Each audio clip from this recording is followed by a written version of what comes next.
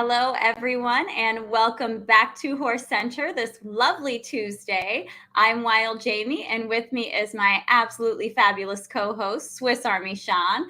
And our special guest tonight is my new best friend. I had no idea how much we knew each other without actually knowing each other, but it's so wonderful to see friendly faces from around the racetrack industry. And we have a truly iconic voice in racing here, the voice of Gulfstream Park, someone who's been around the track for a while now, and that is Gulfstream announcer Pete Aiello. Welcome to the show. Glad to be with you. It's actually finally good because I feel like I knew you before to pinpoint everything down and realize, yes, we do kind of sort of know each other.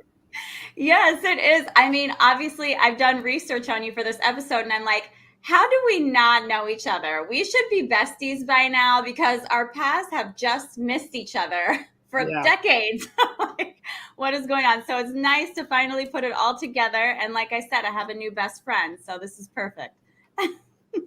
Well, and we have a mutual crush on Pablo Morales too. So that's always that is very true. That is so true. You're gonna get me to fanboy about somebody. I don't fanboy about much, but I fanboy about Pablo.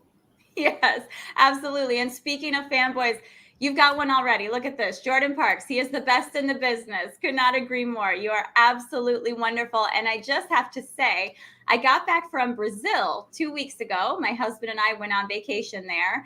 And to our shock and amazement, in between the live racing of Brazil, I hear your voice coming across the loudspeaker. I look up, they've got Gulfstream Park running on the giant big screen right above the tote board in between the races there in Rio de Janeiro, Brazil. So how cool is that, that's right? Super cool. Yeah, that's super cool. I know that the guys in Jamaica listen to me on a regular basis, and I listen to them, so we go back and forth on that.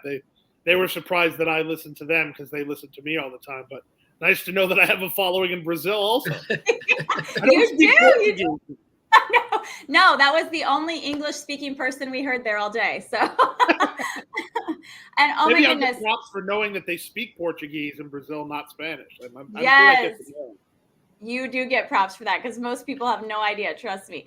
We already have tons of comments coming in. I'm just going to have to touch on these briefly because I know they're going to get backed up and I'm going to miss out on them. Lloyd Green says 40 plus years of Cap'n, one of my favorite callers of all time. The entire race, especially when the group of horses coming down the late stretch. And whoa, who do you like here? And we've got one from Grandma Horse Racing. Love this guy. Enthusiasm, experience, absolutely. Your calls. Yes, look at this. You're getting love already. Like we just tuned in. This is wonderful. I love the interactive nature of this already. I do, a lot of the interviews I do are kind of strictly handicapping. So this will be nice to just tell stories. I think that the industry needs more storytelling. Honestly and truly, I kind of sort of in my back of my mind would love to host a podcast about storytelling. But the podcast world's a little saturated at the moment, but I think there might come a time. There might come a time if the situation was right and I could do it the way I would want to do it, which is kind of filter off, which I know is not easy in our industry. But I mean, can you imagine? I mean, Jamie especially. Can you imagine just sitting around like you sit around the dinner table when Willie's out with his buddies and you guys are just listening to stories? Don't you think there's a market and an audience for that? Because I sure do. Oh yes, absolutely, yes. Well, you kind of do your thing on Sunday mornings on Facebook and Twitter, right? Well, that's just with a living legend that started out. If nobody knows what I'm talking about, I have a dear friend that essentially might as well be family to me, that sells programs at Gulfstream, and he's hysterical, and he's hysterical without trying to be hysterical, which makes it much better. And he's 85 years old, and I just I go there and sit there every day. I was talking with somebody the other day, and they're like, "It's not Sunday. What are you doing with him?" I'm like, "I just turned the camera on Sunday. I sit there with him every day." But he, I kind of like I told him a couple weeks ago. I said, "I just want to let you know that I'm happy that you're loving doing this, but this started out with me selfishly just wanting to capture some of the ridiculous things you say, so I could have them for 30 years from now." Amen. Oh, I love it. That is so cool. Yes, I love all of that, but there's something I'm extremely curious about that I want to talk about briefly here.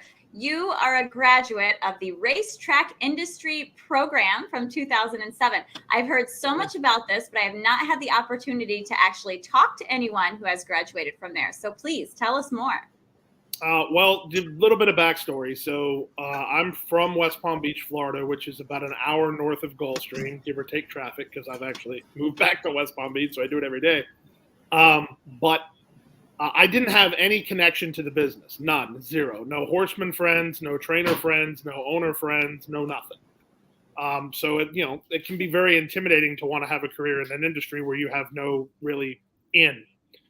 So I saw an ad on the back of the racing forum with Luke Reitboss's picture on it when I think I was a sophomore in high school for the Racetrack industry program. I said, I really want to do it. So I feel like that's a perfect gateway to getting some sort of connection to work into the business. So I did that. They have expanded the program now. When I was there, you could have got a degree certification, which was a year and a half or 2 years, depending on how you spaced it out, for people who had already graduated from college and essentially just wanted the networking opportunities and a specialized certification on their degree. Now they also have a master's program that debuted as I was leaving, but I did the bachelor program. So I started as a freshman in college, and then, I was ambitious, so I got out in 3.5 years, but I did it from scratch. So it's essentially a specialized business degree. They do have an animal path as well. I had friends that did that went on to be trainers and things on the backside, but I was specializing in the front side work. So you're taking specialized business classes. So you have to take general business courses as well through the business school. But you also are taking, racetrack accounting classes and racing office classes and introduction to horse racing class, which was, hilarious because, if you're a fan of the game, when you go there, most of that stuff already. Right.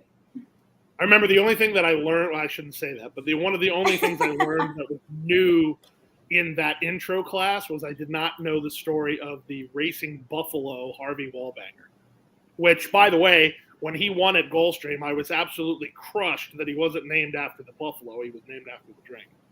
Okay. All right. Interesting. That I didn't know about that either. So now I feel like I need this class. Yeah, it's on YouTube. You just put in Harvey Wallbanger Buffalo and you'll see.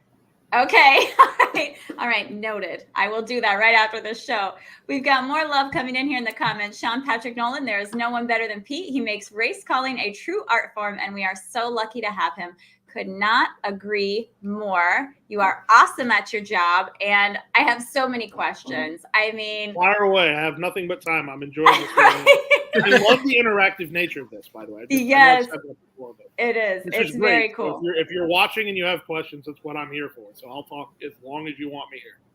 Awesome. So what on earth, how do you possibly memorize so quickly? Because the fun part where you're like, oh yeah, coming down the stretch, this and that, I could see learning how to do that. I could see perfecting that, making fun with that.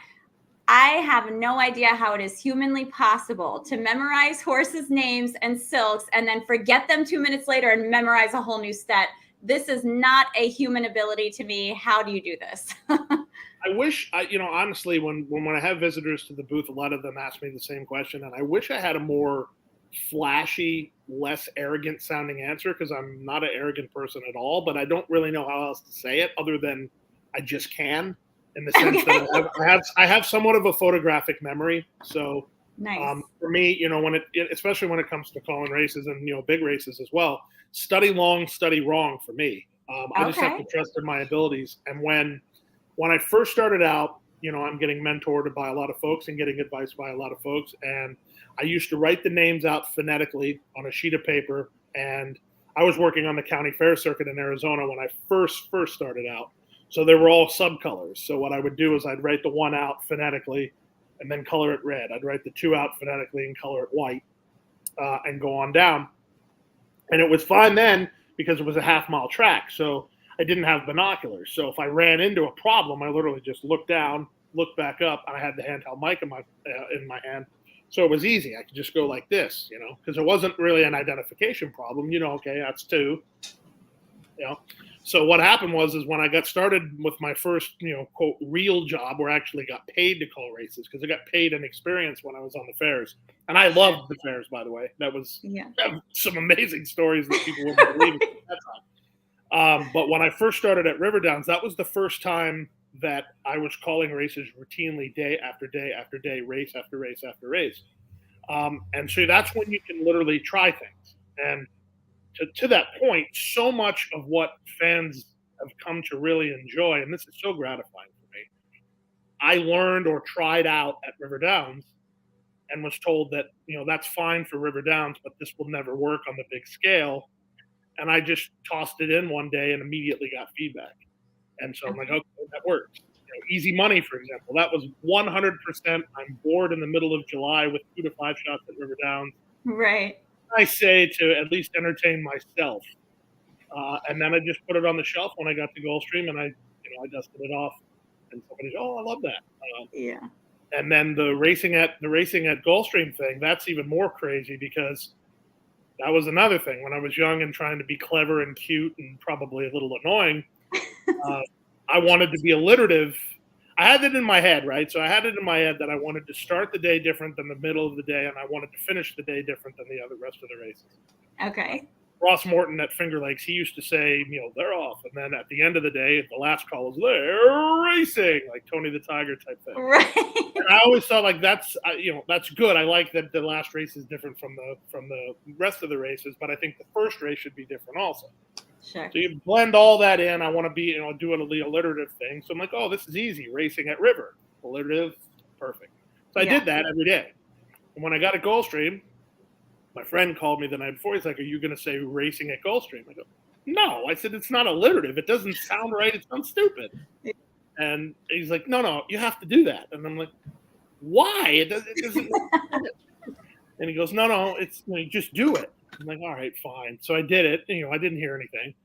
I did it the second day. I didn't hear anything. I think it was probably a week or 2 weeks. And I walked into the jockey's room, and it was Eduardo Nunez. He didn't know me, but he knew who I was. And he walked by me and he went, racing at Gulfstream. I was kind of like, maybe it actually does work. And now, everyone loves that also. That's like, that was genesis of that. So. Wonderful. I got a quick question from a fan that I just can't resist. Give us one of those stories from the fair circuit. Oh, wow. Which one do I pick? So many of them. All right, I'll tell an abridged version. So okay. No, I can't tell that story. I get it because my dad was a huge Van Wert County Fair fan. He would bring like 10 horses there every year. I'm like, Dad, come on. Do we really need 2 horses in each race? But in his opinion, yes, we did. So I'll tell one story. I'll tell one story that people will like because it identifies with one of the best riders in the world right now. Okay. So Irad and Jose Ortiz's uncle. Oh, okay. Used to ride on the fair circuit in Arizona. And I didn't believe this. My friend and I, we knew him then, but we didn't know who Irad and Jose were. Well, he got hired at NYRA. So when he got hired at NYRA, he asked them, he goes, hey, is this your uncle? And he said, yeah. I still don't believe you. So one morning I'm sitting in the jockey's room and I had a photo of their uncle that my friend had taken. And I showed it to Jose. And I said, Jose, do you recognize this person? And he looked at me and goes, that's my Tio. He goes, how do you know my Tio? And I explained it to him or whatever. And then Irad comes over and Jose says, look, he knows Tio. And Irad looked at me and goes, you know Tio? I go, yeah. He goes, Tio's crazy. And there's a story relating to that my friend used to troll him really hard. I mean, really hard. And, of course, they're from Puerto Rico. So they would troll him that he wasn't Puerto Rican, that he was from Panama. And it bothered him so much. And and him and a couple other guys would call him Pinkai, because, of course, Pinkai being from Panama. Sure. And he used to get so mad. I mean, and one day at the end of the fair circuit, it was at the Gila County Fair in Globe, Arizona. He got disqualified in the 7th race. And you never got disqualified on the fair. So he was kind of mad. So he went back to the jockey's room. Well, the jockey's room at the Gila County Fair is literally right along the fence line of where the people are. So my friend is walking him back the fence line, just reading him the riot act. And he is so mad.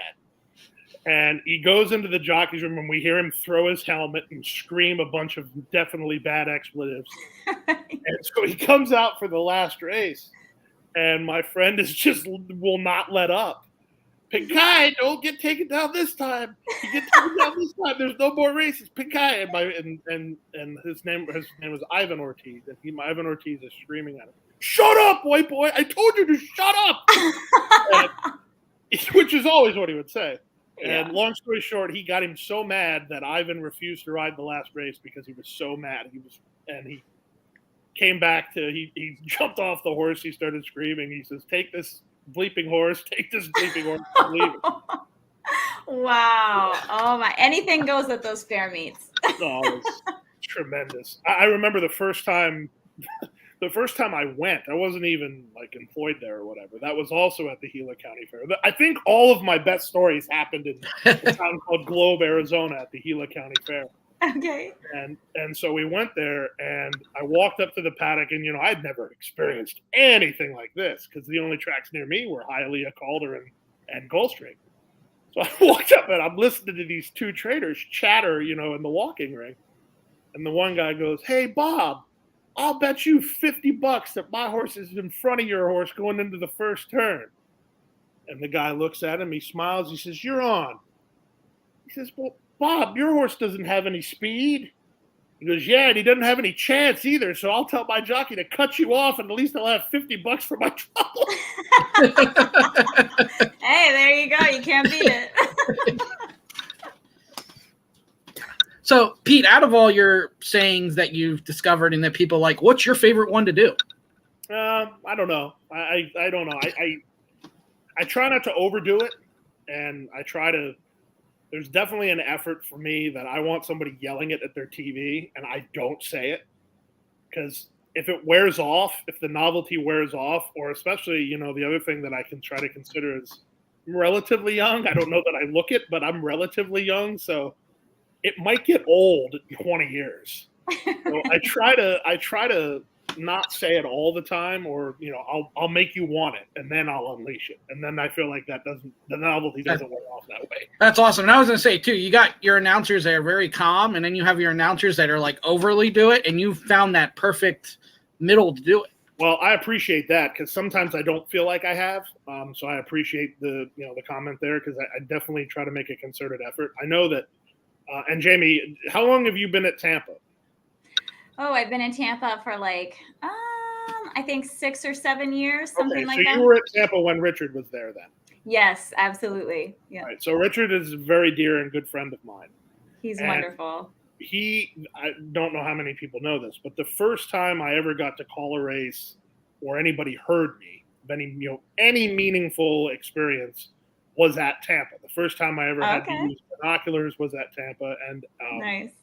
The year before that, I met Richard, and I was always so paranoid when I was first trying to, start out and get opportunities. I'm a loud human being. I'm loud by nature. It's not intentional. I get reminded of it all the time. I was at the Yard House last week, and the lady walked over and was just completely disgusted with me and Art because we were too loud. So I'm loud by nature, and I was thinking, not for nothing, I don't need a microphone for some people to hear me. I was so paranoid that I was going to have to completely alter my way of speaking and doing to, be able to call races. And then I met Richard, and Richard's every bit as loud as I could ever be when he's calling a race. And I just remember, oh, this is so great. You mean the sound technicians can clip this and it won't sound crazy? Oh, yeah. Grundy's one of a kind. I'm so glad that you guys were good friends. He's something else. He broke a streak. I wish he would tell it, because he doesn't, even all the interviews that he did. He didn't miss a call for, I know it was over a decade. I want to say it was almost more than a decade, but it was more than a decade. He didn't miss a single call at Tampa, and he broke the streak voluntarily to let me call the last race that first time. Oh, wow. That's wonderful. I love that. And he did a huge, huge favor for me that day, which at the time I was kind of put off by. I walked in, it was the 10th race. I think it was the 11th race, actually. But I walked in after the 10th race, and he said, "All right, have a good one." And he left. So he was out having a drink. And that's Wow. great. I think the presence of somebody else behind you, it doesn't bother me now. But then, I mean, I know for a fact that it happened to me later at Turf Paradise where I called a race and they instructed the announcer there to stand behind me and I botched it. I couldn't handle somebody standing behind me. Oh yeah, that's Oh. intimidating. Yeah. Mm-hmm. Yeah, it's opposite because we had Nathan Klein on, and he said how when he was at Turf Paradise, he made Craig stay with him because he was afraid of being by himself. Right. We've got some more comments. Let me just catch up on some of these. I'm sorry, Sean. I'm coming right back to you. Sorry. Grandma Horse Racing. When Mom and I first started watching horse racing, iconic Gulfstream was the first track we saw, and Pete was the first caller we heard. He reeled us in and started our love for the sport. Lovely. Absolutely love that. From Willie Martinez, the sexiest jockey in racing, as we all know. Pete has such a unique voice, very skillful man. Keep up the good work. Big fan here. Skills pay the bills. I'm trying to remember. I was trying to remember, though. I'm pretty sure I called Willie winning at least a few times, didn't I? Because in my head, I got to say Willie. I'm pretty sure I got to say it. I'm sure Did you get to say easy money, though? Could have been. If he won at River Downs, it was possible. Yeah, I'm sure you have. I'll have to check in with him. And I am so sorry. I feel like I always botch this name. I'll just say Loloy. Hello, my favorite race caller. Love that. Evening. And from Terry Hay, one of my favorite race callers. He has a great personality. And one quick question, then I'm coming back to you, Sean. This is from Jordan Parks. Did you ever call a winner in a close race and regret it? Ooh, good question. I remember it was this year.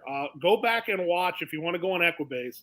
Type in Solaire, Solair, and the last time she won, listen to that call, and then scroll through my Twitter feed. I posted the photo, and I remember the placing judge just looked at me and goes, "You have a death wish." I said, "Well, I'll never do that again." I was convinced that she won by a head, and she won by like a millimeter. Wow! And I did it another one when I was first starting out at Finger Lakes. That I actually put the photo in my first demo tape, which in hindsight was kind of stupid because I called the photo right, but again, it was almost reckless to try. But in my mind, the first one by a head. But you can see, like, if you watch the race, she kind of cocks her head sideways right at the wire. I mean, it's like that. It's like that. I'm like F22 Raptor hanging on. What? You're just confident in your skills. You keep calling it right. So hey. Yeah, but the problem is that you get to the point where there's I feel like we're going to repeat this theme as we talk more about calling races. There's that point where, okay, like for example, I called the Solaire photo. All right, I've proved to you that I can call type photos. That doesn't mean that there's any giant benefit to me doing every type photo. You take a shot every now and again, but if I call a photo and then I immediately walk out the door and walk into the placing judge's stand to make sure I called it right, that's probably not what I should be doing. Have you ever publicly done it the wrong way? Oh yeah. Yeah. Oh yeah. Multiple times at Gulfstream for sure. And then there was a day at Calder that it was one of the worst days of calling races ever. I just made mistake after mistake after mistake. And it's one of those things that you get in your head, and this is something that I've told Nathan and anybody else that is aspiring to call races or aspiring to be on air for that matter. You have to be relaxed. It doesn't matter what that means to you, but you have to be relaxed, because if you're not relaxed, you're going to make errors that you would never make if you weren't. You have to just stay calm and just roll, because if you're in your own head, you're done. You're just done. And it's hard. I mean, even like Saturday it's hard for me every year. Pegasus, Florida Derby, Fountain of Youth.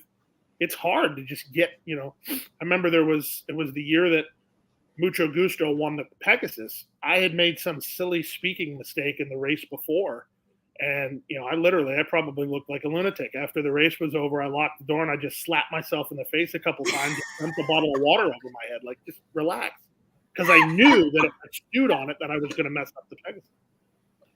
So at what point in your career did you really become comfortable and kind of overdo that besides on the big race nights? Say that again? So at what point in your career did you become comfortable where you knew what you had to do and you didn't get as nervous?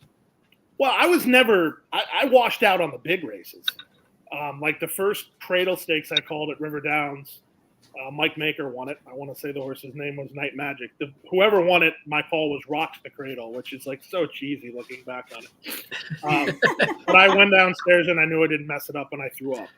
And I used to have this weird nervous tick, which I'm so glad doesn't happen anymore, where my leg would shake. And that's so bad when you're sitting. And for me, I don't like my binoculars mounted. And I like my binoculars to be in my hand, so I have grip of them. And your binoculars are going like this because your leg is shaking and you can't stop it from shaking. I mean, you're going to make a mistake but I want to say that leg tick thing, that was like the last time I ever had something that would routinely make me nervous. And that hasn't happened in a few years now. So, but you still get nervous in the big races every time. Yeah, you don't sound it at all. I mean, it's just, you don't get to do a do-over. So, you have to just trust yourself that you're okay. I'm not going to mess up. But I'll tell you, the story from this year was the big board in our infield. I still am not super comfortable with the transition there. And if fans don't know what I'm talking about, when you watch the races at Gulfstream and they cut to either the drone shot or the horses coming at you shot, I don't see anything that you don't see. I have to see what you're seeing at that point. Oh, boy. So I have to make the transition for that and be ready for it and know who's where when they go behind the big board. Ooh. And I still haven't perfected the transition. But my mentality is usually, and subliminally, of course, okay, they're getting ready to go behind the board. And then I can prepare myself accordingly. But my mentality changes on big days because all that's going through my head on the big days is don't screw up.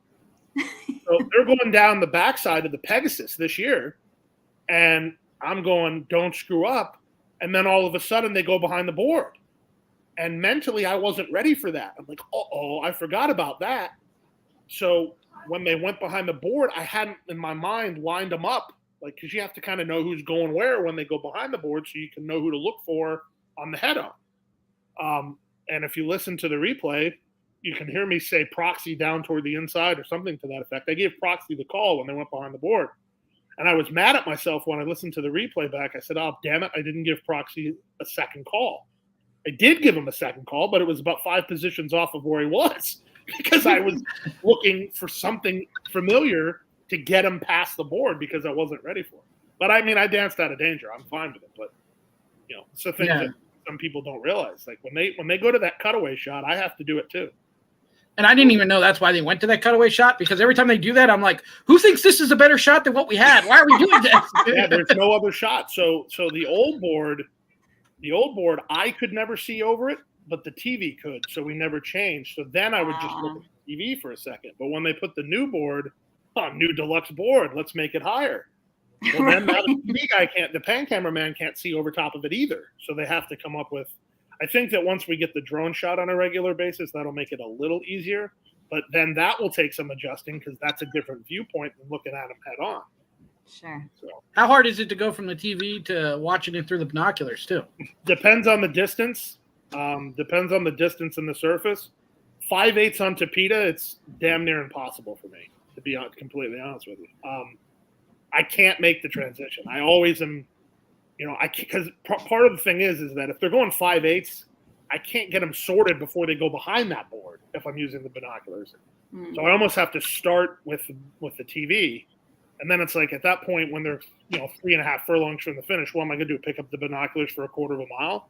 Like, that's not a good idea, really. So I mean, it depends. If they're super strung out, I have no choice. But usually 5/8 on the Tapeta, I'm watching what you're watching. Dirty secret. Hopefully no one.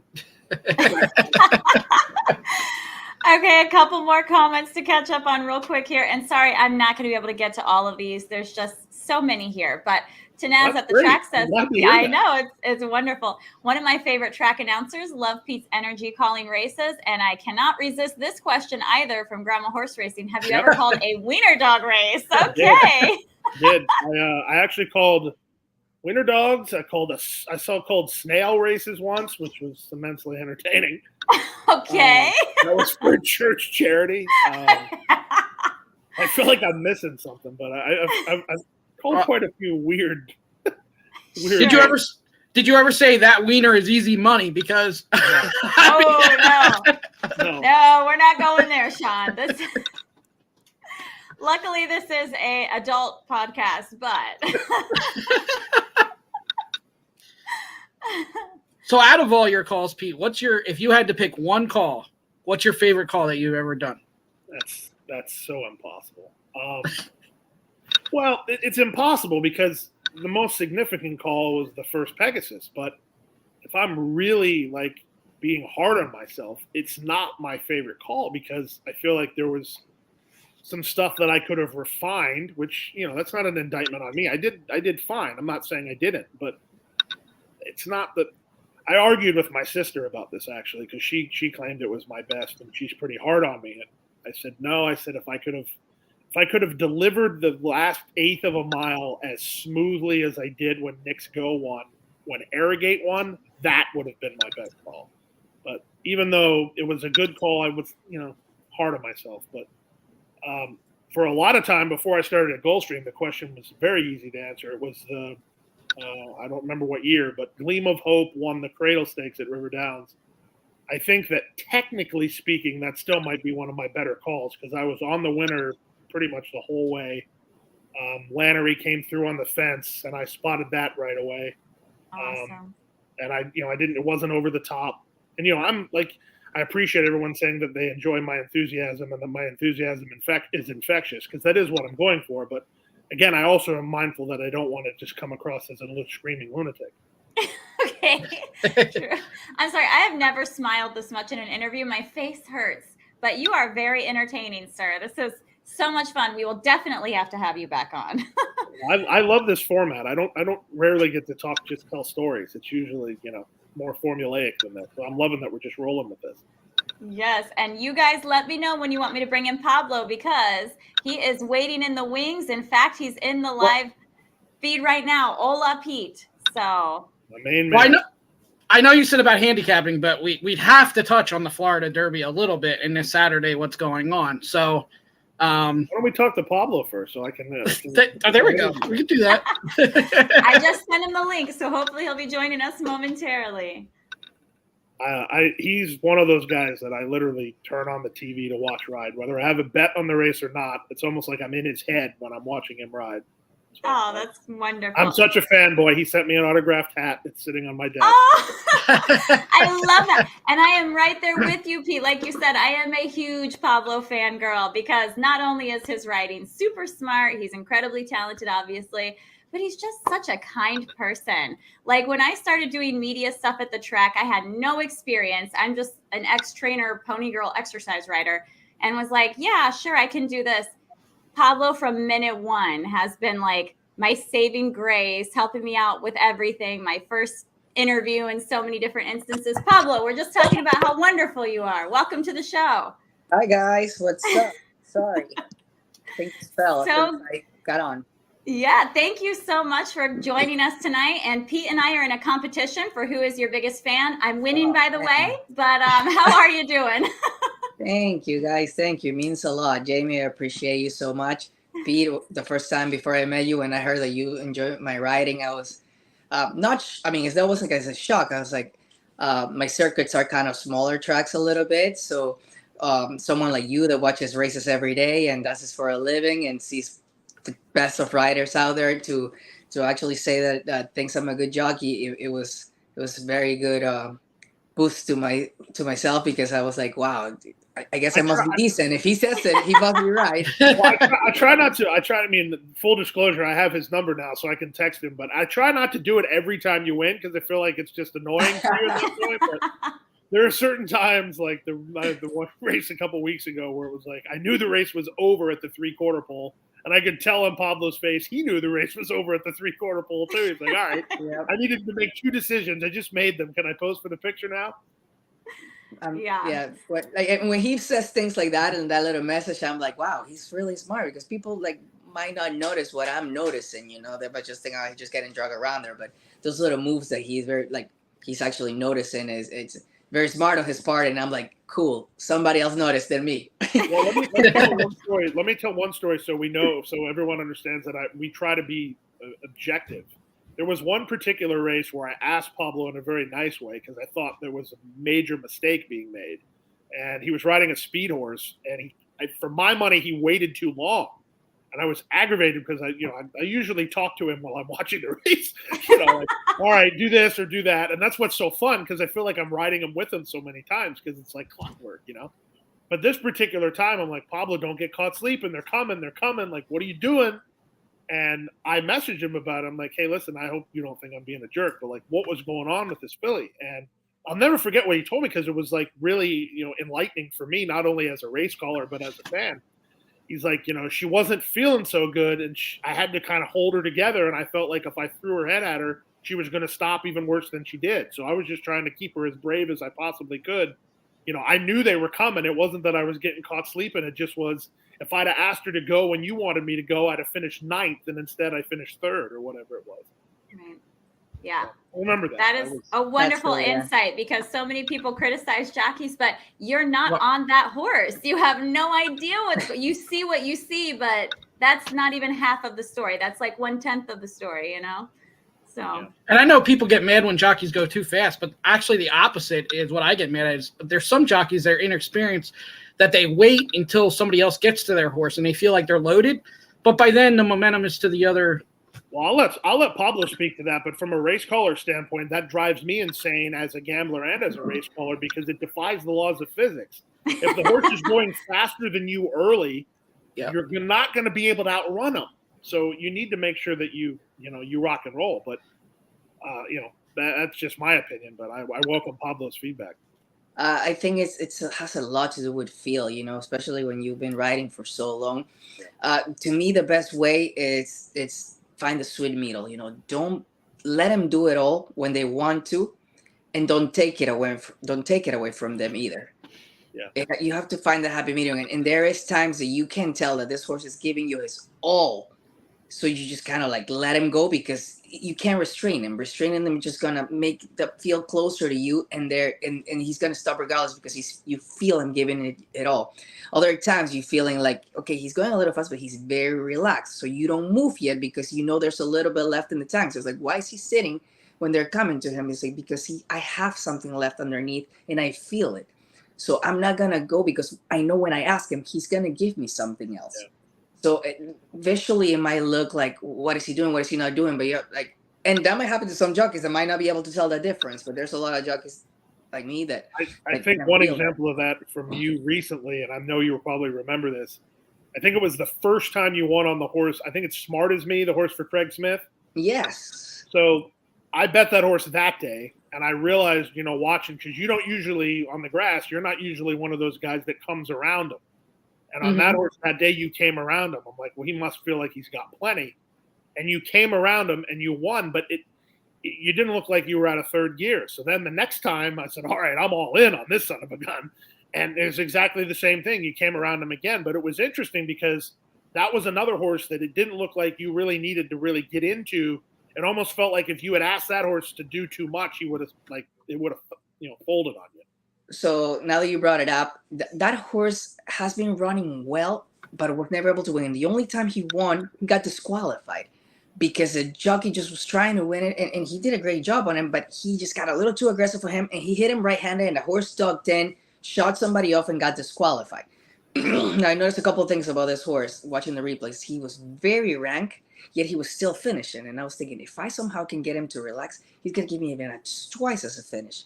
As I did that the first time, and again, he's a big horse. He's a little slower to come around, but you can feel him picking it up. And once you get that gear going of faster and faster and faster, the least thing you want to do is hold him together, try to save ground. You just want to keep that momentum going. So sometimes it's worth losing a little bit of ground and keep his big pace going.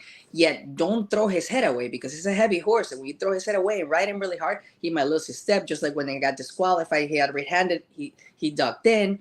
So that's why I'm riding this horse like that. And so it's so funny because I'm watching the race and I'm like, this horse must want to get in because I could see it in your face. Like, all right, I got to make sure that I'm kind of ready because he's going to want to lug on me a little bit. Yes. I guess so it's a little bit of the preparation that comes beforehand and then the feel that you get underneath. Yeah. And it worked out great. The horse won 2 in a row and that's like he's doing really, really good, that horse. Yeah, But I don't get to ride him anymore. That's what I was just going to say. You can bet against the next time. Yeah. So how are you doing, Pablo? Please give us an update. Everyone is dying to hear about how you're doing. I wish I had a better idea of what was going on. It was pretty scary. I'm not gonna lie. I mean, I'm okay right now. Pain is mild, just a lot of discomfort and a few stabs here and there. But it's not like, oh, it's hurting the whole time. No, thank God it's okay. But it really sucked. I had no idea what had happened. I know I was inside the gate and I just happened to hang on to the bar for a second and I felt a big hit and I was like, oh, how? Like, but you get banged up in the gate all the time. Like, you don't understand. I feel the gate is the most dangerous place to be as a jockey. I'd rather be in hills. I'd rather be running off. When you're inside the gate, it's just, you're in a cage. And nowhere to go. my biggest injuries have been inside the gate. I mean, look what just happened to Rocco Bowen. He just broke his pelvis in the gate again. Anyways, I felt a hit and I didn't know. I was like, ow. And I just literally went to grab Maine again. I wasn't thinking I'm not going to ride. I'm just like, ow, it freaking hurt. And when I went to go like this, I mean, as sounds gross as it sounds, I can see my pinky hanging like this and I can see my bones sticking out. And I'm like, I can't ride.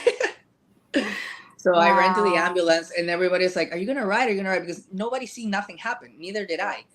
And so it was a very scary day because I didn't know if I was going to lose my finger or not. Doctors were saying they were not feeling a pulse, yet it was not a catastrophic injury where I was going to die from it. So they were not going to rush me into an emergency room. Whenever it became available, it became available. So I waited for 8 hours and they were saying, like, some people were saying, like, the nurse was like, well, you can ride with 9 fingers. And I'm like, that's not the point. You can't. I really want my finger. I mean, like, you probably could, but I'm just saying it was stressful. You know, it was really hard, really hard. That was the first part. And then once the surgery came through and now I'm happy that I have my finger, but then the other realization of I can't work, I can't ride, the thing that I enjoy. My business is doing good. And I try to avoid watching races at all costs. But of course, I have a lot of friends and pages that I follow. So I'm like, well, that was my mount. So it sucks. But I'm okay. I mean, it brought us as a family, you know, my wife supported me so much. And my kids are there with me. So even though a lot of boredom, I can't do I feel like I can't do anything. I'm a very active person. And not having your right hand, which pretty much do everything with, stinks.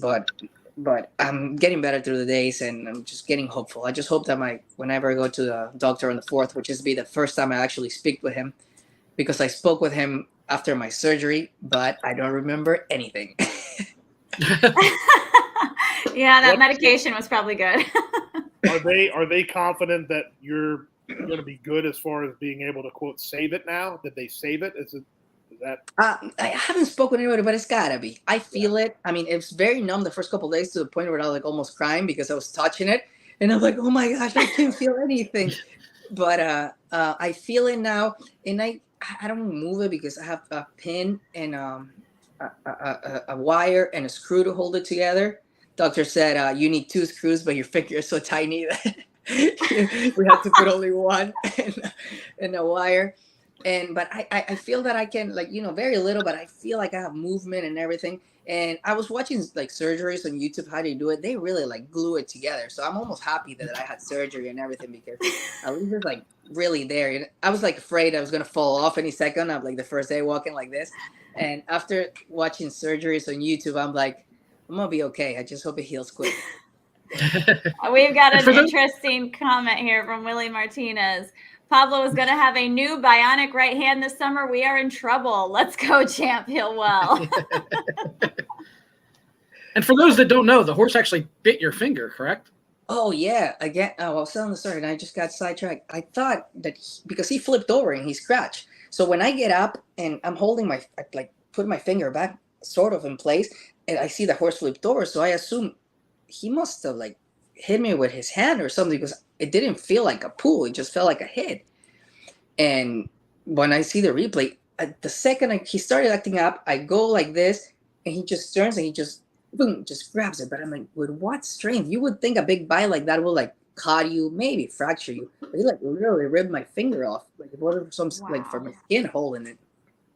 Yeah. And your gloves, I know that your gloves have holes in the fingertips, but I was thinking that maybe your glove helped keep it together too a little bit, huh? I don't know. Like the crazy part is like my gloves are only like to here to my knuckle, but the bone was sticking out of the glove. So that was a Oh, Ooh, pain I'm in the feeling butt. lightheaded. I know. That was a pain in the butt because they were trying to get my glove off, and like we really couldn't get my glove off because it was like I feel like they were taking my glove off. They're gonna take the finger with them, Don't pass out, Jamie. Don't pass out. Okay. that's actually Right. something though. I'm surprised you don't hear more about that because they do say some horses bite that this doesn't happen more. I gotta say it's definitely a first for me. I'm sure like grooms and everybody dealing with their face and everything, but another horse from the other still biting you, that's new for me. I'm never holding onto that bar ever again. Well, you live and you learn, right? Well, I sent you a text after though. Like the silver lining is that Aaron and the kids get to spend probably more quality time with you than they have in a while. Oh, no, it's been great. I mean, I do feel bad for Erin, but she's so sweet. She's been like taking care of me. Do you need anything? You need milk? Because I'm really like I'd like to do my own things. I make my breakfast. I literally when I got up one morning, I was like, I can't even cut bread. Like I can't do anything. So it's not like I'm like can walk around, but it's just your right hand is big. I want to be a professional with my left. I can't even play the guitar. I was like, what do you do when you're not writing and you're bored? Like you play the guitar. I was going to ask video games. I can't do any of that. No, so bro, now I have all the time in the world, like no hand to do it with. Well, I'm doing an interview. Oh my goodness, how wild. Well, if you're too bored, call Willie and I. We'll go on a double date with you and Aaron. We'll take the kids all out to the beach. I don't know what all you can do with your hand, but we'll figure something out. Yeah, I'm okay. And I'm just happy the pain has really subsided. I'm like, the past 3 or 4 days, I haven't taken a single pain pill or anything. So Awesome. that makes me feel better. And Wonderful. I'm well taken care of. Thank God. Wonderful. Well, please tell Aaron I say hey. Tell the kids I say hi too. I love the story you put up of Camilo the other day, giving you $5 back because you're such a great dad. How cute is that?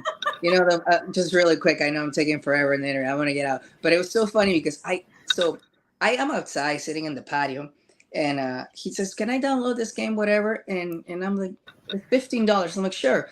And he's like, "But I want to pay you back for it. I have some money." I was like, "Okay, yeah, sure. Of course, I'm not gonna take his money." But I didn't think about it. And then I get to my room and I see this note and I see get 5, and I really assume it was saying, "Hey, this is 20. I'll get 5 from you later," or something like that. And when it said like, "Oh, 5 extra for you because you're an amazing," I'm like, I'm too emotional right now. You can't do this to me. Like I'm gonna start crying. I love that though. Oh my God. For anyone who has not met Pablo and Aaron's children, they're like 2 little angels dropped from heaven. You guys are doing a great job with them. They are the sweetest, kindest, most easygoing children. And Camilo is 1 in a million. He'll just like fit in with any group of kids and just, he's great. And that was so sweet of him. He's Pablo Jr. We're pretty blessed. But hey, guys, thank you so much for having me. Pete, it's nice to see you. Thank you for everything. Thank you for all the compliments. Thank you for the text messages, for the concerns. Big shout out to everybody that was so nice. I've never received so much love in my life, no matter what kind of race I've won. This is like the most love I've ever received from everybody, and I really, really appreciate it. So, love you guys. We love you, Pablo. You'll see this again from another hand. All right. Well, you take care. Good night, guys. Take care. Thanks, Pablo. He's the man, huh? I didn't fanboy too much, did I? No, you kept it under control. That was so cute, though. We got a comment. It's way back up there, but it was like, is this a bromance? Because Sean and I were a third wheel for a minute. You and Pablo were vibing. You were just along for the ride. We were going on a double date that we didn't even know we were part of. Right?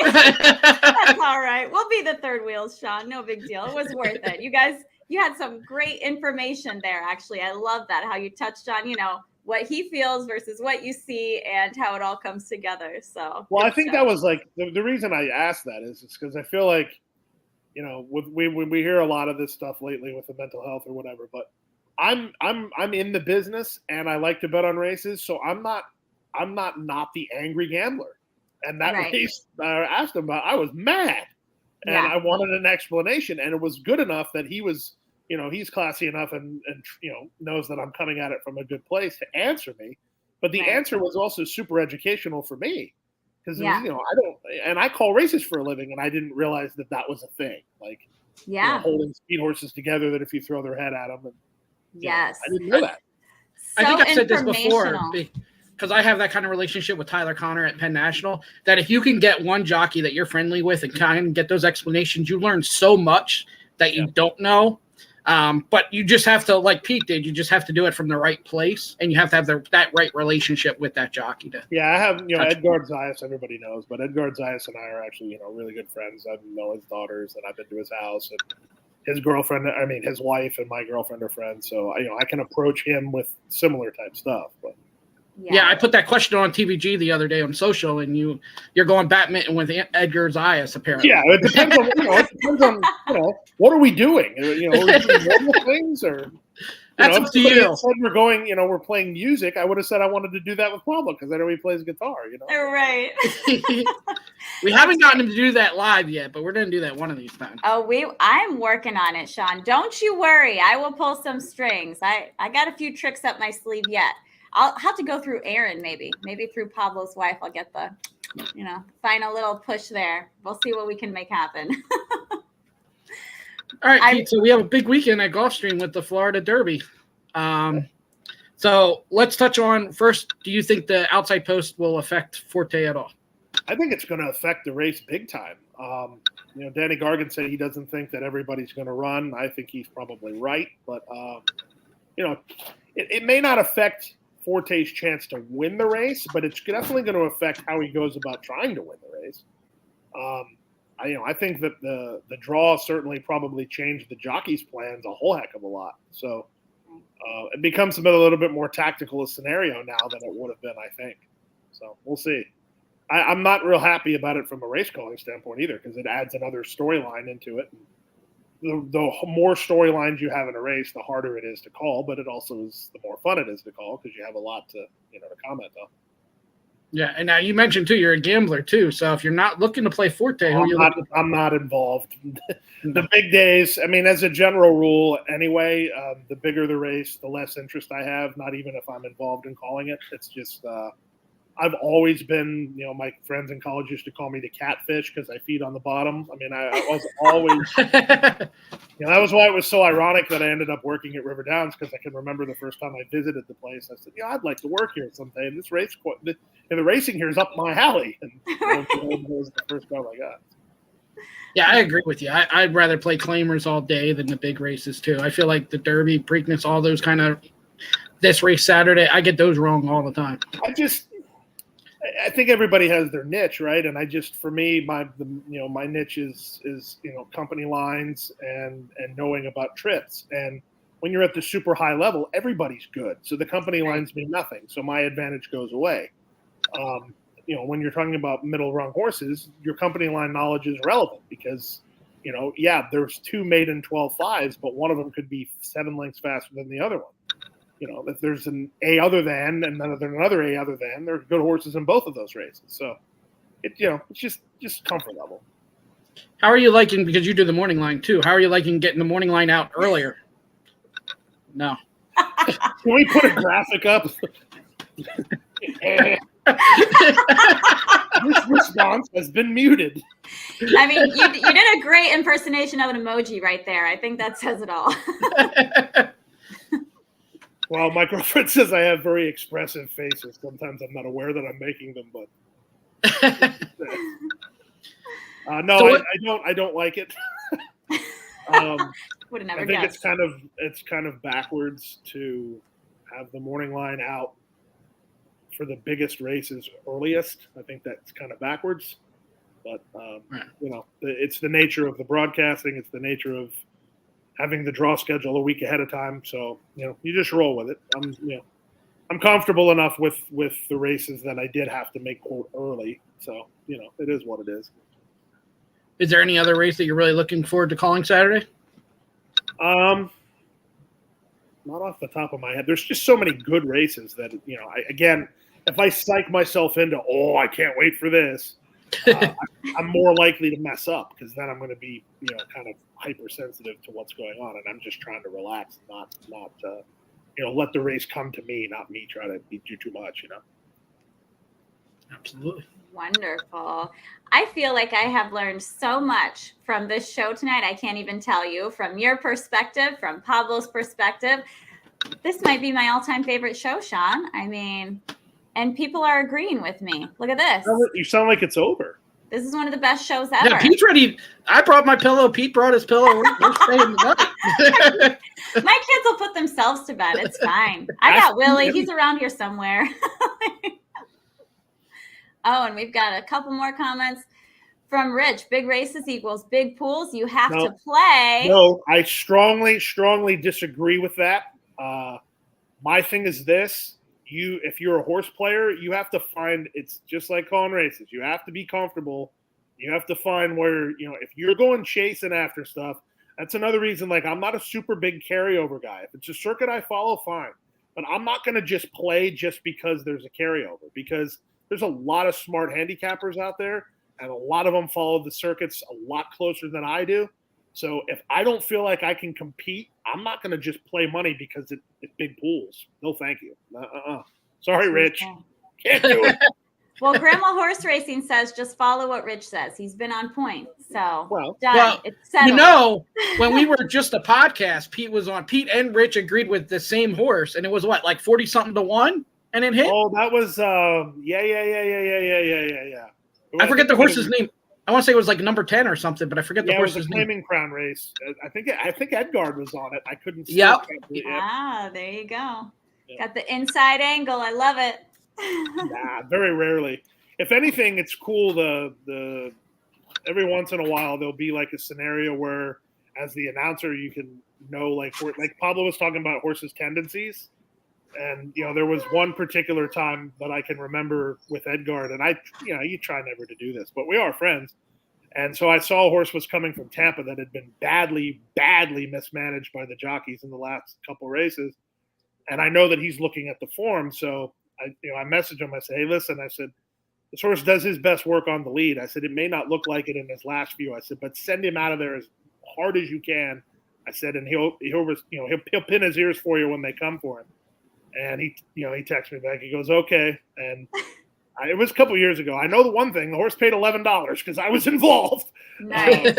He sent him right to the lead, and they came for him at the 8th pole, and they couldn't get by. He won by a head. So nice. There's no inside information or anything, but there's, you can share what knowledge you have with people, just like you would share knowledge with another handicapper. No insider trading. Don't end up like Martha Stewart. I'll tell you, let me tell you a quick story, if you don't mind, about that whole ideology. This is true. So when people say, you must get, all kinds of great inside information or whatever. I can remember it was either the first or second year I was at Gulfstream. It was in the summer. We were running 2-year-olds. And I was looking for some sort of inside information. And I used to go in the jock room every morning to get the scratches from the clerk of scales. And I was sitting in there, and Anthony Stephen. Do you know Anthony Stephen, Jamie? He trains now, but I don't think so. Okay. Well, he was riding for Gennady Dorochenko at the time, and Gennady Dorochenko had it was one of those summers where he actually had some good 2-year-olds.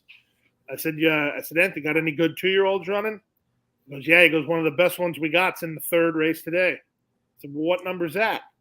He goes, 6. I said, okay, good. So I make a mark on the 6. And then about a half an hour later, another jock comes by. I said, you like anything today? He goes, yeah, matter of fact, I'm on a horse today I don't think can possibly lose. I said, well, what race is that? He says, the 3rd. I said, it's the 6? He goes, no, it's the 8. I said, oh, interesting. I got to push on the 6 in there. He goes, well, you can't beat the 8. So I make a mark. I'm walking up to do the scratches. I see a trainer friend of mine. I said, hey, so you got any good 2-year-olds? He goes, yeah, matter of fact, I do. The best filly I got's running in the race today. I said, what race is that? The 3rd. I said, is it the 6 or the 8? No, it's the 5. I get 3 pushes. I said, well, this is easy. I'll just box 5, 6, 8, right? Yeah. So they break out of the gate. The race is running 8, 6, 5. I said, this is the greatest handicapping in the world. I love this. The race finished 1, 4, 7. I said, well, well, there you go. Everyone's in it to win it, right? Absolutely.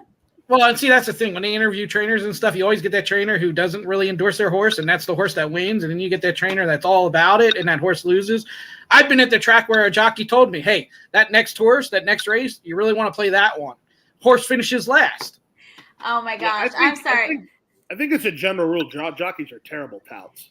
That's my husband. My husband, because I love to get all dressed up and dress the kids up and be all matching and like, okay, babe, is there any chance of a win picture today? Probably not. He'll win 3. I'm like, wow, okay. And then like we'll show up. He'll be on 2 favorites. He's like, yeah, today's the day. Like everyone get up. Nothing. I'm like, okay. I'm not talking to you anymore. I'm just showing up every day and hoping for the best. Yeah, I mean, that's been my experience. Jockeys are terrible touts. Yeah. Exercise riders is where it's at. Okay, good angle. Hey, more info for the bettors out there. I love it. Make friends with exercise riders. Yeah, perfect. All right, Sean, you got anything else? Well, I guess the other angle I would go, if I want to introduce somebody to the sport, I'm going to turn on Gulfstream and have Pete announce it because you do bring that excitement. So let's go with that angle, and I'm sure you've been asked 1,000 times. How do we get more people into horse racing? I think somebody mentioned this the other day, and I agree with them. I think it's accessibility. I think that we're in a unique position where we can offer, quote, behind the scenes things that major other sports can't do. And I'm talking about casual interest. I mean, if you want to talk about how to cultivate gamblers, that's a completely different conversation. But how to create ambassadors for the sport and how to create casual fans or have fans that appreciate the industry. I think that a lot of that is being able to have access to the participants. A lot of sports, football, baseball, basketball, if your kid's sitting courtside, you may be able to see them up close, but they're not talking to you. Whereas, some of the racetracks offer, opportunities to discuss and talk to people and be part of it from a grassroots level. And I think that some could make an argument that would, quote, make the sport seem less major league, but I think it's the opposite. I think that, we're in a competitive environment now where everybody struggles to find their niche, whether you're a person or a business or an industry. So I think that, we just need to capitalize on opportunities as far as access the best we can. I 100% agree with that. At PO Derby at Parks, that was the first time I got to work for TVG with the credentials. And there was probably 13 races. It was a 6-hour day. And I'm telling you, it felt like an hour because it was the greatest.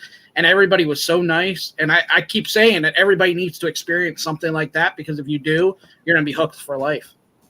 I mean, listen, I just fanboyed over a jockey. I mean, and then that jockey right on my shirt. I mean, like, it's super cool. Like, I can remember too, like, the first time, the first big jockey to ever give me the time of day at Gulfstream was Javier Castellano. I'm like, I grew up in South Florida, so I grew up watching him. He's like, hey, Pete, how you doing? I'm like, wait, I've never been properly introduced to you. How do you know my name? Yep. So I mean, well, it's like I've been texting people to come on the show the one time, and the first interaction with Mike Smith, I'm walking out of work, and my phone goes, Jockey Mike Smith, and I'm like, he's calling, and I almost dropped my phone. Like, wait, what's he calling me for? I remember I get to call Pat Day once, and I'm like, am I really saying, on my phone, calling Pat Day? Like, what? What is happening right now? And I agree with you on the other point. Anytime somebody brings it up, and I didn't mean that, but they always want to know what does that mean with the pools and what does that mean with money. I think that takes care of itself once we get people. I just think that's a completely different conversation. I think that one thing I will say, and I'll say publicly, and hopefully this isn't a hot take or whatever, but I think that from a marketeer's perspective, I think that and this isn't an indictment, this is just my belief. I think we focus on demographics without considering psychographics. And what I mean by that is it doesn't matter whether the person's a male, a female, or anywhere in between 10, 15, or 70. If they don't have a propensity to enjoy the idea of learning how to bet and learning about the number aspect of the game, it doesn't matter what their demographics are. The psychographics are the key. Are they interested in the idiosyncrasies of gambling? Are they interested in the idiosyncrasies of data analysis? If they're not interested in data analysis, they're not going to bet. It doesn't matter how hard you try. So I think that there needs to be an investment from a marketing perspective to cultivate based on psychographics, where ahead of time, hey, this person plays poker, they're interested in data. This person's a stockbroker. They're interested in data. This person's business-minded. They may be interested in data. Who cares how old they are or whether they're male or female? That's completely irrelevant to me. Yeah. Right. I like that. It's the way of the future. Data. I feel like that's going to be downloaded and reposted on Twitter, but hopefully that's I believe it, so I stand behind it. I don't know that it's going to be a hot take, because I definitely believe it. Psychographics over demographics. Oh, 100% agree. And that's not a thing. I'm not making that up. There are such things as psychographics. So my last question then, and then we'll leave you go. We've been over an hour. You announce races, you watch horse racing. What else do you do for fun? I play badminton. I was about to say he plays badminton. It's probably the most mentally and physically healthy thing I do. I very much enjoy it. It's nice to have a night a week where I'm around friends that have no interest in horse racing, and it keeps me reasonably physical. Obviously, from looking at me, I could probably be in better shape, but something I enjoy. I love to fish. I don't get to do it enough, but I love to fish. I don't know if you could hear my girl Luna Bell in the background screaming at me because I'm doing this interview, but I have a retired racing greyhound, and she's the love of my life. Too, so. Oh, that's awesome. Love that. Racing all around. Yep, absolutely. And it was funny when we got her, I was not remotely enthused about getting her for a multitude of reasons, not the least of which that I'm majorly allergic to dogs. Okay. You like to live dangerously. Yeah, it was really bad. And so I wasn't enthused about it at all. So when we got pictures there were 3 left that had actually failed the home inspection. So the track does home inspections when they retire. You don't just get to say, I get one, and they just send it to you. They come to your house. And 3 of the over 300 home inspections failed. And she was one of the dogs that was spoken for whose home inspection failed, which is even more like crazy about how lucky I got. Yeah. And so we got a picture of her. And my girlfriend, Lindsay, she was like, well, I want a black one. Like, well, there's 3 left. If there's no black, then, what are we going to do? And the first picture we got was of Luna, who was black. And I looked at the picture. I said, man, this dog looks just like a dog that I used to bet all my dinner money on in college. I called dog races in college for $50 a night for spare money. And I would go early to see if this dog that he raced in Massachusetts, if he was racing, I didn't need a program. I just needed to see his name that I would bet my dinner money on. And so I said, looks just like him. So I had them send me her racing name, and I looked it up on the dog greyhound version of Equibase, and it's her father. Oh, that's so crazy! Yeah, wow. yeah, that was like the first part of like 6 different times where it was like, this is totally meant to be. Oh, that's awesome! Wow. Very cool. Wonderful. Well, we've gone way over tonight, but how on earth could we cut it short? This is great, though. I have 35 more questions to ask you the next time you come on. So we're good. all set. Sounds great. Hopefully I didn't ramble too much. No, this was wonderful. Like I said, the show where I've been smiling the most and learning the most. So that says a lot, right? I hope so. That's great. Oh, and Glad see, to be we've on. already got people saying, Jordan Park says, fantastic interview. Please have Pete back. Absolutely, we will. We'll twist his arm. We'll get him back in here. All right. Well, you have a wonderful night and keep up the excellent work. Great to finally Thanks, get to Pete. meet you, Jamie. Now Yeah. it makes so much more sense now. Yeah, nice to meet you also. Can't wait till we finally see each other in person. You guys have a wonderful night, and hope everyone enjoys the Florida Derby. Yes, for Thanks, Pete. sure. Thanks. See ya. Well, that was so much fun, right, Sean? Absolutely. He's always been great. Yes, he's amazing. Well, he's got such a reputation for just being the nicest guy, so much fun. I was so upset when Willie and I missed the chance to get to meet him. When Rich and Willie and I went down to Gulfstream, I was like, I can't believe we missed it. We got lost, we got turned around, et cetera, et cetera. So glad that we got to do this. So now I see what everyone's talking about. He is fabulous. Yeah, absolutely. And, he says he gets nervous, but you can't tell he gets nervous at all. No, not at all. Not at all. Wonderful. Well, I feel like I learned a lot tonight, huh? How about you? Yeah. All right. Well, what else have we got going on this week, Sean? All right. So tomorrow we got Manny Jimenez on, young jockey that's starting to really take off in his career. So Yes. been running at Tampa. You met him. We saw some videos of you interviewing him, and should be another great guest that everybody gets to learn more about tomorrow. Yes, Willie and I have been friends with him for years. He is just like a complete and total sweetheart. Reminds me of Pablo in the way that he's just willing to help people and always has a big smile on his face. So that should be a lot of fun for everybody. And I said this to you, there's those jockeys that come up and you're like, well, I can't use them because they're just learning. He's that guy now that, and I'm going to say this publicly, and now I'm going to lose the value, but if he's 5-1 to 8-1, you want to bet him. So, right. Because soon he's going to start really winning, and he'll be played to where he's going to be 2-1. So, right now he's a diamond in the rough, but soon he's going to be shining bright. Yeah, absolutely.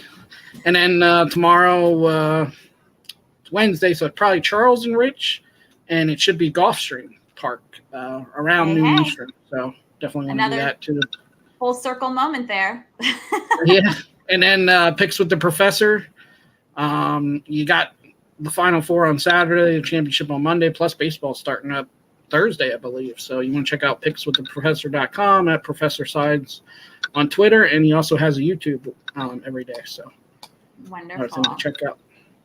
Awesome. So please check all of that out, and please check us out on all of the social media. Give us a like, give us a follow, share us, all that good stuff. We are at Horse Race, the number 2 day on pretty much every platform. So please check us out there. That helps us help you. Right, Sean? Absolutely. We always say it, but if we could do this for a living, we would provide so much more. I mean, we'll stay on here for 8 hours a day if we have to. We'll leave Pete go on for 4 hours like he wanted to. It would be perfect for us. So. Please buy me some plane tickets to go and interview more people at more tracks. That's my favorite. That's all I want to do. Just buy me some tickets, people. Send me some miles. That's what I need, because there you go. Love it. Wonderful. All right. Well, whether we see you tomorrow at Gulfstream Park or see you this weekend for the Florida Derby, one place that we know we will see you is the Winner's Circle. Winner's Circle. Hey, there we go. Have a good night, everyone.